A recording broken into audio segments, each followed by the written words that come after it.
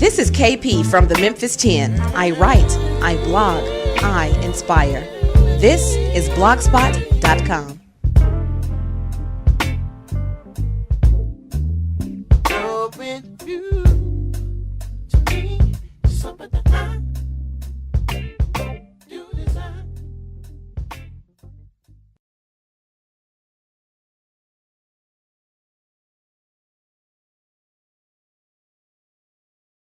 Thank you to everyone who's tuning in with me, KP Memphis 10, here on kpmemphis10.blogspot.com. I'm very excited that we have Miss Kamaya with us, and she is the CEO of the Pprim Agency. How are you doing, Kamaya? I'm doing good. How are you? I'm doing great. I'm so glad we got the opportunity to connect, and I'm really looking forward to our interview. I'm excited. Let's go. What kind of questions are you gonna ask me though?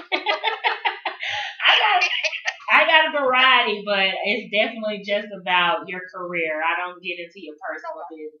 Oh no, that's fine. You can ask me personal. That's fine. Okay. No, you can ask me anything. I don't really care. I'll tell you whatever you want to know. Okay. Look at that. I'm so glad. Now y'all see why I'm so excited about interviewing her. She is so down to earth. So I did want to ask you, what made you start the Pprim Agency, and what sparked the title? Okay, what made me start it? Well, I graduated from Florida Memorial University in Miami, Florida. And, I'm originally from Atlanta, but like I said, I went to school in Miami. And when I first graduated school, it was in 2012, I came back home and I was working in the tax office. And I was like not doing the tax, but I was filing papers, like filing papers and, running errands. And I was like, Kamaya, really? Like, did you really just sit in class? And did you really just, take out student loans for Sallie Mae to sit in the tax office to help somebody else's dream? Because the girl who I was working for, she went to school for tax preparation. Mm-hmm. And I was just sitting there helping her fulfill her dreams and reach her goals. And I'm like, okay. So I sat down at the table, like literally was jotting down ideas for, public relations agency. And I came up with Pprim. Pprim actually stands for promotion, public relations, imaging, and marketing. Wow. And, I just put the in front of the Pprim and then the agency because that's what it is. So. Oh, wow. I really like that. Yeah, I really like that. Excuse me. And I saw how you, you said that you were working in the tax office and reality hit you that, you're actually fulfilling someone else's dreams. And I think that's so commendable, because anybody, I say this all the time to some of my friends, anybody who's working at a job where you are not the CEO, you are not the president, you are not on the board, you are working to fulfill someone else's dream. You are. Yeah, and I just think it's awesome that not only did you recognize that and you made yourself aware, but you took action and initiative to leave that situation and say, okay, I'm going to launch my own business. And a lot of people don't have the courage to do that. Right. So, and with me having a degree in public relations, tax preparation wasn't even what I wanted to do, but I just needed, I'm out of school now and I needed some money. Right. So even though it wasn't, the money that you should be, when you first graduate college anyway, it takes a year to actually find what you want to do, your field, unless you just already have the plug, do what you got to do. Right. You had a degree, you just do what you got to do. But it actually takes a whole year to actually figure out, okay, what do I want to do? Like, I got my degree, but what happens now? So, like taxes and stuff, it was a friend of a friend, everybody know everybody. So, one of my line sisters, she knew the lady who owned the place in Atlanta, because they have a Miami tax office, and they just opened one in Atlanta, and I was one of the first people to help open that store up. Like you said, helping her, this is her dream. She went to school for taxes, and I'm helping her, like, this is her store, and I'm just like, come on, you can be doing this, Right. Mm-hmm. And you know what? Everything happens for a reason. So Yeah. The Lord could have just had you there to see. Okay, just like she went to school for a certain, career. I feel like the Lord was saying, just like she went to school and she started her own business in her own field, and she was fulfilling her dream and her purpose. It was an opportunity for you to see it in your face, so that you could, Right. like you said, for you to say, okay, Kamaya, you could do this in your own area. And I think sometimes Right. we miss those signs that, sometimes the Lord has us places where we're not gonna be long term, just to Oh spark, yeah. just to spark that flame to go ahead and fulfill your purpose. Most definitely. That's awesome. Okay. Thank you. Well, I'm gonna tell you this. I have been all over your website. It is so professional. It's so neat. It's so clean. It's not like. And it's so outdated. Is it really? It's so outdated. Like, it needs to be taken. It needs to be. I do. I learned in a class that I took at school, and it was professional. I forgot professionalism something. But when somebody gives you a compliment, you're supposed to say thank you. But I'm going to say thank you, but I'm going to go into how it's a website that it is nice, but it needs to be updated. But I do appreciate it. You work it. Well, it looks good to me because I'm one of those people.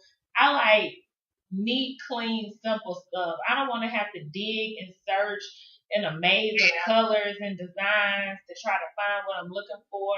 And I don't like, stuff that's too wordy because there's a lot of people, they've done a lot, but you can still make that concise so it doesn't look like a book is on one page. So, well, I like it. But I understand we can be our own worst critics. But what I was going to say was, I really love the mission statement. I really love the mission statement. I really love like everything on the about page. And I just felt like it was especially the mission statement. I'm going to read it real quick for my listeners. The Pprim Agency is committed to strategizing, coordinating, and implementing effective communications and marketing services that bridge the divide between brands and their audiences. We aim to produce results that directly and positively impact our clients' business objectives. That's awesome. That's like, where can you go wrong with that? Because you're looking out for me. You're looking out for the connection that I'm making with, another company or just a project in general. You're making sure my audience is taken care of. And you're wanting to positively impact business objectives. So it's like this to me when I read that, it's like it's not a game. This is my business. This is my business objective, and you're going to positively impact that. You just broke it down like you a real mama. Girl, okay, you got me up here like, oh, I want to be a client today. I'm serious. That's deep. That is deep. So thank you. You're welcome. So did you come up with everything on your own? Your mission statement, your vision, your values, all of it. I actually, when I first came up with the idea of Pprim, I reached out automatically to a business. Well, to one of my best friends from Miami. I met him while in school, and his major was PR as well. And we took the same classes, and he knows. I'm not gonna say he knows more, but he knows logistically. He's more logistic, and he knows as far as when it comes to campaigns and stuff. He's very, very good at that. He's good at putting words together. So, of course, we was on the phone. I told him about Pprim, and he gave me ideas, and I gave him like what I want to represent, how I want represented, and he just put words together. But we all came up with it together. Me, him, Courtney, and Taylor, who are no longer with us, but they have. Sorry, but they were. When I first came up with the idea of Pprim, they were there. Okay, awesome. That's who you will see on the website. I do. I did see them. And I was gonna mention something briefly. I got everything noted here. Now, you did mention you went to Florida Memorial University in Miami. You got your bachelor's of Bachelor's of Art? Bachelor's of Okay. Art, Bachelor's of Arts in Public Relations.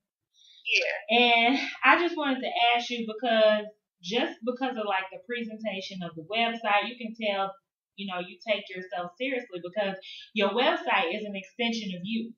So Right. for you to even say, okay, I'm going to reach out to this person. So I'm already hearing humility in your voice. It's not, well, me and him, we went to school together and I told him what to do. It was, hey, we took these classes together. We learned from each Right. other. We partnered and, I partnered with my other staff members, well, your then current staff members, and it was a collective format. And that's wisdom because a lot of people sometimes get prideful and they just want to focus on themselves and then you miss things, because it's only one set of eyes looking at it. So with all of that, did you know what you wanted to do before you started school? Did you have a mentor? Was it an internship? How did you know that public relations was for you? Okay, so let me tell you. When I first graduated high school, 2005, I know I'm a little old, but when I first graduated high school in 2005, I actually went to school in Mississippi. I went to Mississippi State University. And, I stayed down there for 3 years. My major at Mississippi State was mortuary science. I wanted to be a mortician. I wanted to be like the first black young girl in Roman body. And then one of my friends passed in 2008, and I was like, okay, even though I don't have to embalm him, I just don't want to. I don't know what happened. It was just like a 360. Like I went to sleep one night, he died. I woke up and I was like, I'm not doing that no more. I don't want to do that. And my mom was like, you can't let somebody deter you from that. I'm like, I'm not doing it. I don't want to do it. So then I switched to social work. Then I did a little research on how they don't get paid at all. So I was like, okay, we're not gonna do that either. So then I left Mississippi State. I transferred to Florida Memorial, and I researched all the majors and everything, and I was gonna pick up social work again. I was just like, they don't get paid, and I really don't want to be trying to take people from their house and their kids. They don't want to do all that. Right. So I was like, some relations. Let's see what that is. So, long story short, I don't know if you know, my uncle is T.I. And, that's something that I don't tell people. Mm-hmm. But at the end of the day, I had to learn how to embrace the relationship and utilize the resource. Right. So with that being said, I had to research public relations. Public relations is basically, I'm always, putting together things. I'm always in the public. I like to take things and make them, publicize them. Right. So I said, public relations, that would be cool. So then I started researching and Googling and taking classes and, actually getting into the field. So with me having the connections that I have, I said, this is the field for me because, I might as well utilize it while I can. Right. You know what I'm saying? Mm-hmm. Yeah. And I did, do my research and I saw that you were his niece. But my biggest thing is when I interview people, even if they're connected to someone else, I want to give you the respect and interview you. Because, right. That's what, just respectfully, I just feel like that's the right thing to do. But I'm glad that, you shared that because it is wisdom to say, see, this is what's different. You didn't say, okay, that's my uncle, so he just supposed to hire me. He's supposed to pay me a lot of money, and it don't matter what I do because we blood. You said, okay, I'm going to get my education. I'm going to do well, and I'm going to learn this inside and out. I'm going to start my own business, and because I'm putting my foot forward, and then I also trust my uncle, I'm going to see if I can partner with him and gain those resources to elevate my own business. So you stepped to him, with preparation. You had your education, and then you also, had done some items in this before you got ready to even reach out to him.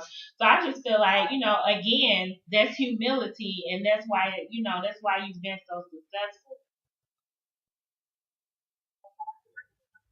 Yeah, I went to him. I lost a couple of friends on the way, and they had things going on, and people feel like it's so because you're related to so and so, you're automatically supposed to. I'm from that. I talk slang. you're supposed to be on, you know.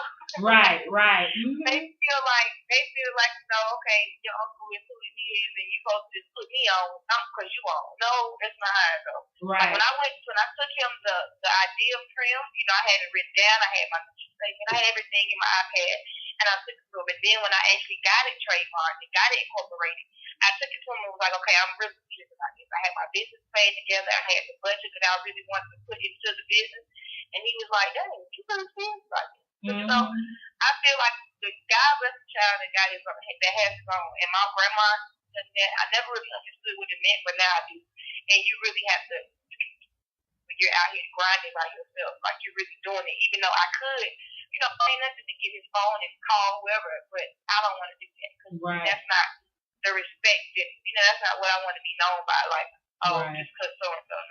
I want to grind because I want to see how it is if he fall off. I want to be able to continue to keep going, and I want to be able to pull him along with me. So exactly, and that's beautiful. It just shows the energy within y'all. Grand hustle gang. It doesn't matter the gender. It doesn't matter the age. It doesn't matter which element that you all are involved in. Everybody is a hustler and trying to hold their own, and that's just respectable. I mean, you got to give respect where respect is due. So that's awesome. And I was gonna tell you, I'm from Memphis, so I use slang. Yeah, I use slang too. One of my best friends from Mississippi State, she's from Memphis. She's from South Memphis actually. She took me somewhere. I was like, look, girl, if you don't keep me away from this, let us fly. 3 6 months, gangsta boo, kingpin, skinny pimp. And if you don't get me away from this place, I don't know where I am. It's like Orange Mountain. I don't know where. Yes, now that's where I'm from. That's where I'm from. My mama was born and raised in Orange Mountain. I was born. Oh yeah. Oh, I know you. You got that life. No, you laughing. You really got that life. The house I was born in was in Orange Mountain. Yes, ma'am. So you was in my neck of the woods. Okay, so she took me to Rafferty's or something. Yeah. They got some good food. They do, and the croissants. That's my favorite. And the croissants with the glaze. Yes. Mm-hmm. Oh yeah. You making me think about it. They don't have those down here. I'm in Dallas, Texas. They don't have those here. I'll be in Dallas next Friday, actually. Oh wow. Okay, let's not get off. Okay, yeah, we'll save that for later. But now it's a lot of different aspects of PR. Is account management, is networking, is event coordinator. It's just so many different realms of it. What's your favorite aspect and why?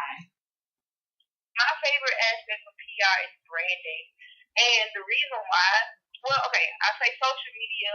With social media being so popping, I guess, like social media has really taken off in a major way, and Instagram is like has made so many people so much money, and it's like if I have a client and I tell them like, you need to get your social media popping because people really look at that. I know it's sad, but people want to know how many followers you have. Yeah, people want to know like if I'm buying hair, like I have a hair company that I represent, and I tell them all the time. They came to me, they had like 150 followers, and no, that doesn't really tell you the quality of the hair. But at the end of the day, I'm not going to buy hair from a 150 follower page when I got a hair company got 17,000 followers. I'm gonna want to go to them because I'm gonna feel like out of all of those people, even though people be buying followers, I still don't know.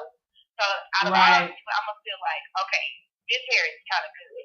But branding because I like taking stuff and making it just like your brand is your like you are your brand. Right. Like I don't even know how to explain. Like I get so excited about talking about branding, but I just feel like you are your brand and you are you have to represent your brand, and your brand is like it's just I don't even know how to explain it. I just like branding. I don't know why. No, I feel where you coming from. And like media training, I have a lot of athletes I deal with. And realistically, we basic for real. Right. And when we think about college, when you think about football players, majority of the football players at a school are black. Why are they going to college? Because they play football. If they didn't play football, they want to go to college. Right. It is what it is. And then you find that they can't really talk because the reason why, like I said, they're in school, they go into classes because they have a football scholarship and they families bend on them for the NFL or something. And I work solely with athletes who cannot talk. And I don't mean like, whole sentences, but I mean when it's time for an interview, I'm the one to tell them like, okay, look, this is what you're gonna say, this is how you're gonna say it. If they ask you this, ignore it, go over it, bypass it, and that really excites me because it's so interesting to know how many people, like how many black men don't know how to hold a conversation or answer a question correctly. Like I had an athlete, no name, he plays football and he had an ESPN interview and the lady was asking him why did he choose like football and why was football supporting him. He's like, oh, cause we played in the neighborhood. Okay, that's not what you say. Okay, that's not what you say. So I got into that whole aspect of PR because that was like, y'all need help.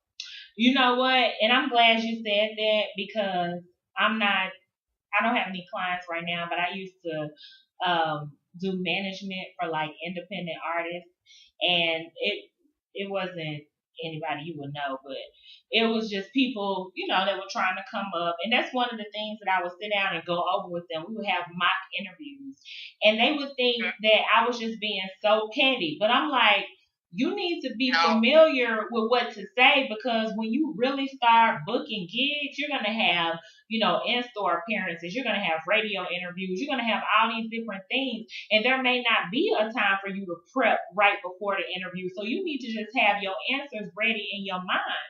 And you don't know what they're going to ask you. You don't know what people. Exactly. And friends are messy. Oh, yes. Like they want mess. People like this. So they messy. You never know what they might ask you. Right, and you need to be prepared so you're not looking like duh, but nobody, they weren't listening to me. They weren't listening to nothing I was saying. But anyways, I'm glad that you shared that because it is when you're working with several different clients, it's like you have to personalize and tailor different things for each of their brands. So I definitely understand why you would like that. A lot of people don't really know how much work goes into PR. You're on call, you have emails coming to your phone, you have text messages. Kind of go through what a day like is for you so people can get the understanding of how much work you do. Okay, so let me just say this. I don't sleep. Here it is, 5:27 my time. I haven't had any sleep today. It's crazy because I have like 4 accounts on my phone. I have 30,000 emails. And my friend picked up my phone yesterday, ironically, and was like, Kamaya, really? And I was like, what? It was like, you really have 30,000 emails? And I was like, I mean, I'll read them, but I don't close them out. But the simple fact that you still have that number on your phone, like, you really don't have this many emails. I mean, I have conference calls in the morning. I do, conference calls in the morning. And I do meetings with people who might be potential clients. I do, conference calls, and I do potential meetings. I mean, meetings with people that are potential clients. I do, some of my clients have to do interviews, radio stations, magazines. I talk to them via email, events they got to do around the city. French, if they do video shoots and photo shoots. And I go to sleep late every morning. Go to sleep late and wake up early. Start it all over again. Yeah, I think too that's important. I have this question for later on, but I'm gonna go ahead and address it now.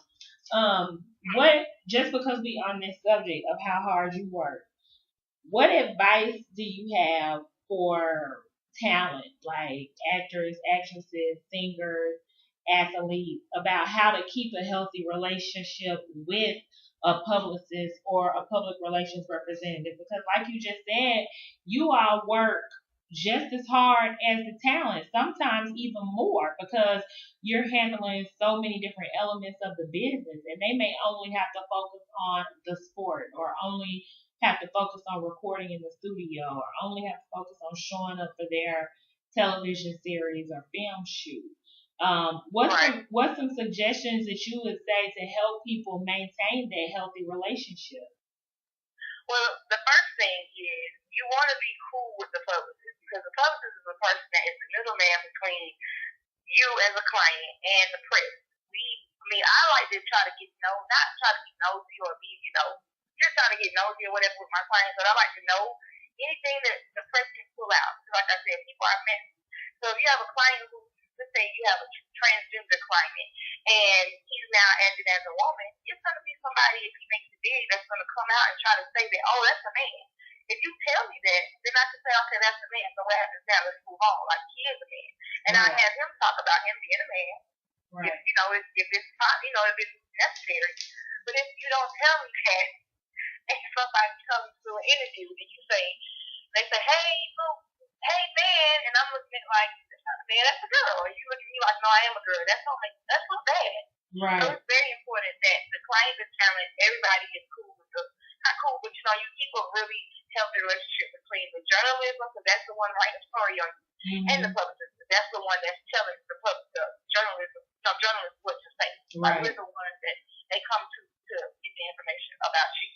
So it's very important that you keep a steady relationship. You have to be buddy best friends, but you do want to be cool with them. Because one thing they can tell the journalists is that, one bomb is over with.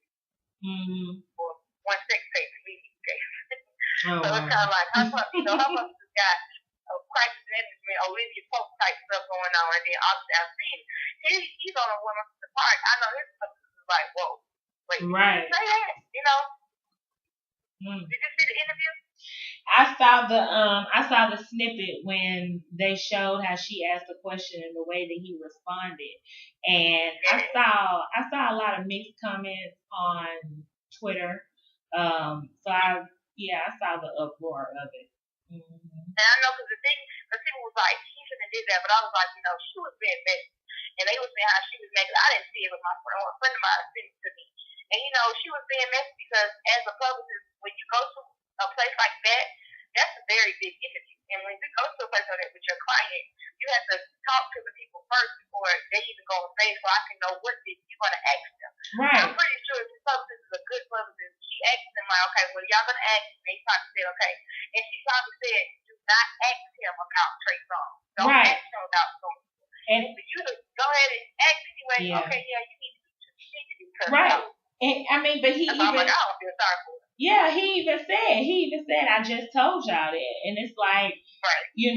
To me, it was like you just said, how they usually handle it. They probably followed protocol, advised them of what they didn't want to talk about. And what led me to believe that they did mention it and she was out of line is when she was talking, Bow Wow was quiet. He had a look on his face like, I'm not about to touch that. Right.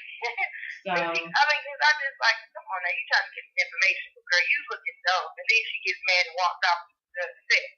But you asked for it, like exactly. And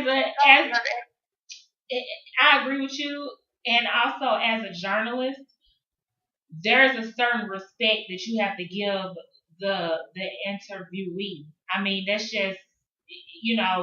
I just feel like that. I mean, I've interviewed some people and there's been some touchy subjects and some stuff I just don't talk about. Just like earlier. And even with our interview, I didn't bring up T.I. because I wanted to show you that respect. I don't want you to feel like, if you're doing media, you got to talk about your uncle. So I just feel like it's discretion that has to be used because somebody else that they could have had booked for a future show could have seen that and said, okay, I'm not going on there because look at how they disrespected ours. You see what I'm saying? Yeah, so you have to be careful how you handle that. But oh well, I bet she learned. She learned now. I bet she did. I bet she like, oh, I asked him myself. Right. So what would someone do who's interested in having you represent them? Do they just go to your website and go to the contact? Like, how does someone get the opportunity? They can. I mean, I like it better it works better for me if they go to the website and contact me that way. I mean, people, of course, they can contact me on Instagram and Twitter, and I've given my email out. Because I have my friend's email, and then I have my personal one. But my personal one turns Pprim, so it's like whatever. So, they can go on my website and contact me that way. And I just want people to have their budget together. And people say that they want a publicist or need a publicist, and they don't really have nothing going on. And if you don't have nothing going on, I don't have nothing to publicize.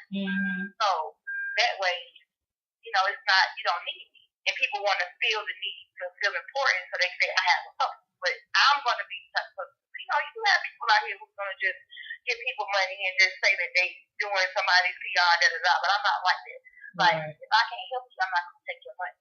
Right. My fee starts at $3,000 only because it goes a lot of work. If you're really serious about what you got going on, you're going to pay that. Right.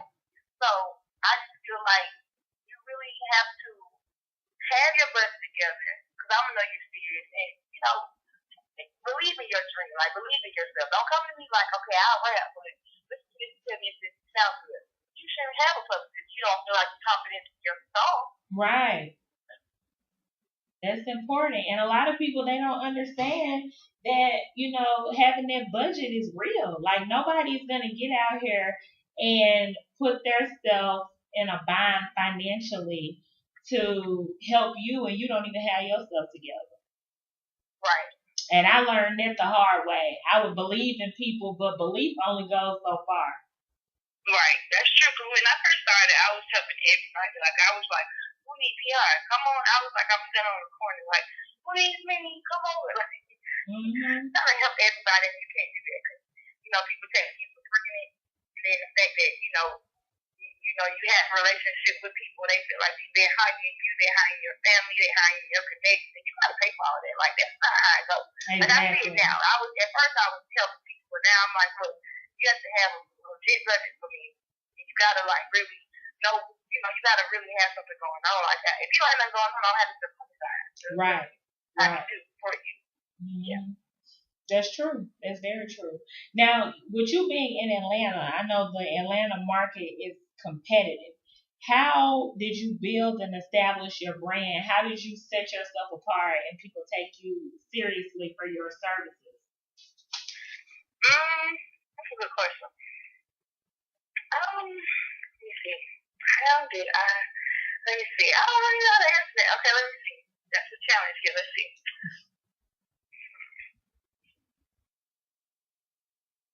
The fact that, so I'm from Atlanta, and people here, like, everybody know everybody. Like, Atlanta is kind of big, but when you are from, like, a certain side, like the south side and the west side, we all know each other. Either we went to school together, or we all hung out the same places when we were growing up, or we all worked in 6 classes. That was, like, the first job that you could have when you're 15. So that's when everybody met everybody. So, like I said, everybody knows everybody. Yeah, I mean, people just knew when I came back home, I was saying that I was doing PR, so they kind of was like, oh, okay. And then with still being from Atlanta too, of course, they're like, okay, like, this is me, then, yeah, we're going to all just, work with Kamaya, because why wouldn't we? But then, like I said, people, when they see me, they hire me, they hire my family, but I let them say that. And when it's time to pay, they're like, well, I thought you was no. That's not how I go. Right. Like, that's not how I go. I just product placement goes, if you have a boutique and you want me to put X amount of people in your clothes, that's a whole nother ball game of PR, and that's a whole nother fee that you have to pay. And that's when posting on social websites, and that's when posting on, their website and stuff like that. And that's a fee. Everything is a fee in this industry. And I don't think people understand that, but I think that they're getting to know it now, because I want to tell you. Like, I'm going to let you know. Right. And then, I was reading the other day, it was a quote, and I don't recall it verbatim, but basically it was saying, when you know your worth, you're okay with not doing stuff for free. Because, you know what you're worth, and you know that it's okay to hold on until somebody come along and they know your worth too and are willing to pay. So, I applaud you for that, because I didn't learn it when I first started, getting involved with PR, but I get it now. I definitely get it now. Like I said, if you're serious about what you're doing, you're gonna pay for it. It's like, you girls, we keep our hair down, you're paying for it because you know how it looks at the end of the result. You know how your hair looks, it looks good. And if you're an artist and you rap, and you're serious about getting on blogs, and you're serious about getting your song on the radio, you're going to pay. People going to the club, they pay DJs to play their song. People think they just going to the DJ saying, play my song. That's how I go. You got to flip that DJ something. Exactly. So they be like, okay. And then if they like it, then they might pull you to the side like, hey, well, what I just played, how can I get that? That's when spins come. That's when you go to, and it's just this is like a pyramid. Exactly. People, they gotta understand that this game, this industry is very important, and it can help. Publicists can make you a break. You hire me, not just specifically me, but if you hire a publicist, they're good at what they do, and they got the connections. That's all it's about, is having connections. If you got the connections, they can turn you to a celebrity. Don't come to me. They say, I'm just gonna turn you into a celebrity. Because it's not that easy. And you can't turn you to stop rapping about tennis shoes and trees, and it's just like, wait, what? Right. You have to have a solid product. And, I tell people that too. And then also, like you said, with the DJs, like I tell people, you have to have a corporate budget and a street budget. Corporate budget is going to go, to the person that's handling business in offices. And then your street budget is to pay your DJs, hire some high school students to be a street team, buy some T-shirts and CDs and give them away. You have to invest, really an investment into you. So, but everybody doesn't see it like that. Right. And you've gone over a lot of things. If you could just leave one tip that you feel like would be just substantial for an aspiring PR representative, what would it be? If I had to leave one tip for an aspiring public relations representative, I would say you have to have tough skin in this industry. You got to understand that you have to have patience. When you first start doing PR, you do not get paid what you think that you should be getting paid for. You got to suck it up. It is what it is. You have to learn how to say. You have to take into consideration that everybody's not going to take you yes, and you have to know how to accept the word no. But you have to know when someone says no, you can move on to somebody who's going to tell you yes. That's awesome, and you said it very, very well. Right. You gotta have tough skin. You gotta be able to speak up for yourself. You can't be shy. I'm getting out of that. I'm getting out of the whole shyness and not going to events, and I'm like a real behind the scenes person. And I think that humility is really what a lot of people draw to me. And I think that's a good thing, but sometimes, not saying that you gotta not be humble, but sometimes you have to, look, it is what it is. Not name drop, but people want to know who you know in this industry. That's what it's about. And they gotta know who you're affiliated with, and then, if you lying and you don't like a fool with it, they can pull up some stuff and they can actually check resources and you legit, and you already in there. Right. So that's what I would tell you. Okay, and that was very good, very strong. Tough skin is important, and I feel like that's part of the reason my first round of PR didn't go well, because I was the type of person. Not only was I looking out for you on a business side, but I also wanted to make sure you were okay in your personal life. And you really can't, you can't mix those. If I'm handling business for you, then that's what I'm supposed to do, handle business. You need to call a friend for your personal life. Exactly. Because you really can't mix those. And that tough skin is very important. So what do you have coming next? What can we be looking out for? I just partnered up with a TV show, Real Hairstyles of Atlanta. Oh, wow. The first stop is on Monday, and they're going to do 4 cities, Real Hairstyles of Atlanta, LA, Miami, and New York. And I partnered up to do some PR work for all of those cities, and I just signed on to be the executive producer. So that's like one of the biggest projects that I've had so far, and I think it's going to be the most exciting one. Awesome. I get to work alongside my auntie. I think that would be kind of cool. And the press conference, I was very, very nervous. I was so nervous because I was over all the press coming out and everybody coming out. And at first, black people, we don't like to be on time. Started at 1 o'clock. 1 o'clock came, it wasn't nobody there, and I was like, oh my God. So when she got, people started coming like 1:30. I had her coming like 1:45, because the actually started at 2:15, but you guys give people 1 o'clock, because that's when they come up, So when she got there, I was like, she's like, other people, and I was like, it's okay. She was like, it's okay, Kamaya. People, it's okay. This is your first thing.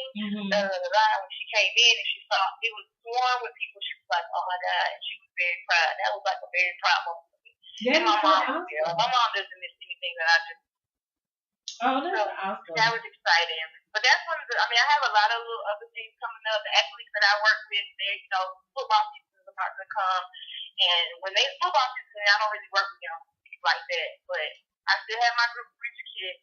They're, the 4-girl group from Tiny's label, Pre Hustle. Right. And they have their mixtape come out, and they have an EP. So, a couple of things. And I have a PR show that I've been working on. We started taping last summer. And it's called PR Hustle with me and 4 other PR people. So I think that should be exciting too. That's cool. So is that coming to TV or is that going to be a webisode? It's going to be on TV actually. I think they're doing now is like I said, they did the taping last summer. So they're going to do the final stages of editing and stuff, and they had to do like redo a whole scene and all this stuff. So hopefully we'll have it edited and we'll have it packaged to the network. Okay, so is it pretty much going to be like following y'all's lives and the type of things that you have to? Okay. It's like following the lives of all. It's like me, and then my whole storyline is I'm out here doing what I do by myself, and then you got Philip, who is my partner, one of my partners. He does PR for 135th Street, which is a big old PR agency, in the world. Then you have like Trina Services, Buster Rhymes Services from New York, Mano, and a few other little rappers and stuff. Okay.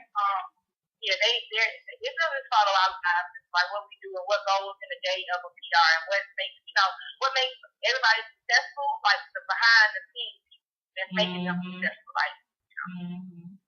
I like that. That. That's really cool. And how can we stay in touch with you online and on social media?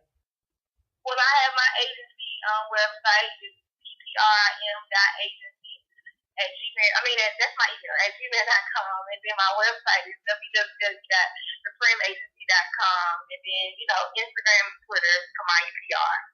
Okay. I have Facebook. People don't add me on Facebook, y'all, because I don't be on there. And the reason why I got on Facebook is my great uncle is like 90. He has a Facebook page and he has a selfie. That's just weird for me. And I don't just see him being my friend. So Instagram is the best thing. Like just contact me on there.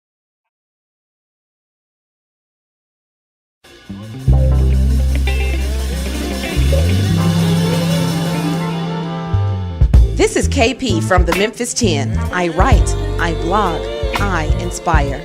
This is blogspot.com.